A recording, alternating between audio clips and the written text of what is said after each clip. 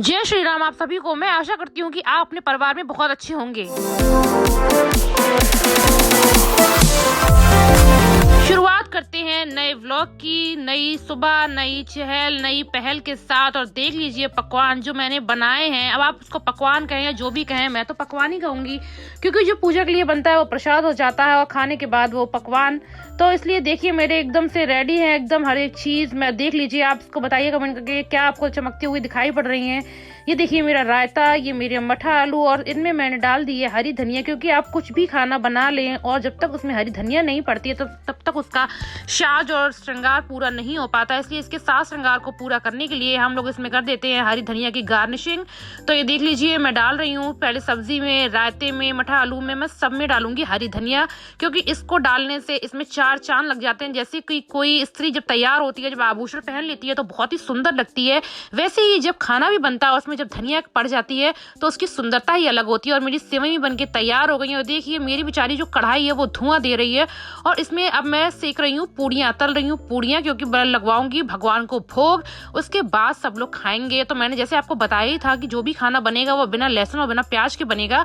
तो मेरा सारा खाना जो है वो बिना लहसुन और बिना प्याज के बना। देखिए छोटी छोटी पूड़ियाँ, जिससे भगवान को यह नहीं लगे कि हाँ हमारे लिए बहुत बड़ा बड़ा सा बना दिया। ये देखिए छोटी छोटी पूड़ियाँ मेरी एकदम से बढ़िया से फूल गई हैं, और पहले मैं भगवान को भोग लगाऊंगी, फिर सब लोग खाएंगे। तो देखिए अब मैं इनको तल के बाहर निकाल लेती हूँ, कर लेती हूँ प्लेटिंग, लगा लेती हैं थाली, जिससे कि पहले भगवान हमारे श्री हरि विष्णु खा लें, और जब वो तृप्त हो जाएंगे तब हम सब लोग खाएंगे। अगर भगवान तृप्त हो गए तो फिर सबको तृप्ति मिल ही जाएगी। तो इसलिए सबसे पहले भगवान को खाना लगाना चाहिए, और आज तो विशेष भोग लगाना ही चाहिए भगवान को। तो मैं बुलाती हूँ मम्मी को, आएंगी माँ और लगाएंगी थाली, उसके बाद भगवान जी को खिलाएंगी माँ। तो मेरी मम्मी आ गई हैं, और ये देखिए मैंने मम्मी से कहा है कि मम्मी आप सर्व कर लो, तो मम्मी सर्व कर रही हैं।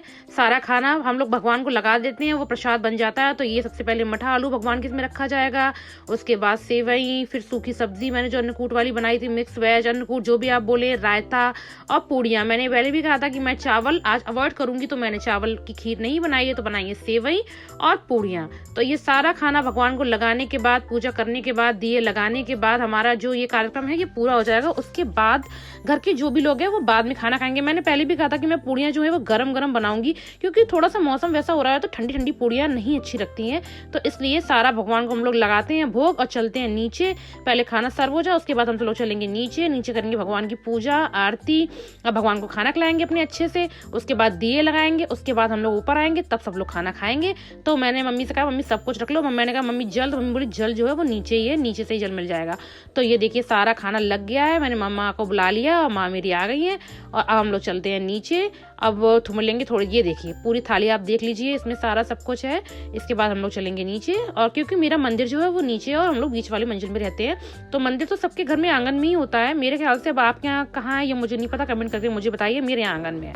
तो हम लोग आ गए हैं नीचे, और साथ में आ गई हैं दीदी, क्योंकि हमारे यहाँ कोई भी त्यौहार होता है तो लड़कियों को जो है ना वो नोता कहा जाता है, हम लोग यहाँ नोता दिया जाता है विद फैमिली, पूरे परिवार के साथ। तो दीदी आ गई हैं और मेरी भांजी भी आ गई है। तो मैंने दीदी से कहा आप भी पूजा में जाओ। तो दीदी और मम्मी दोनों लोग भगवान को भोग लगा रहे हैं, पूजा कर रहे हैं।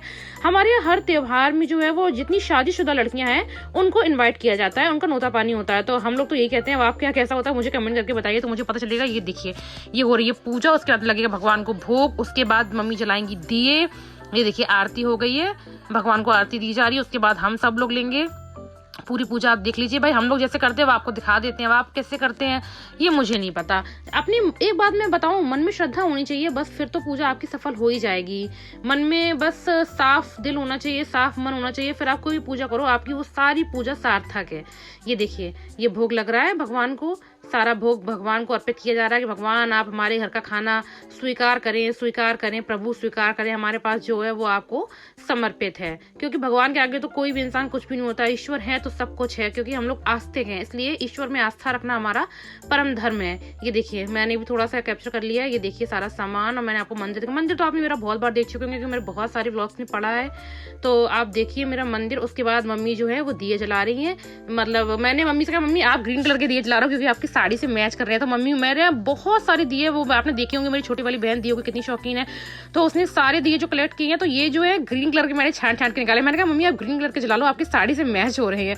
फिर मम्मी ने उसमें डाला दिए में तेल। ये तेल हमारे घर का है गाइस, क्योंकि ये जो मेरे खेत है ना उनसे सरसों होती है, तो उससे पिराया हुआ तेल है। ये बाहर का तेल नहीं है, ऐसे बॉटल में भरा है।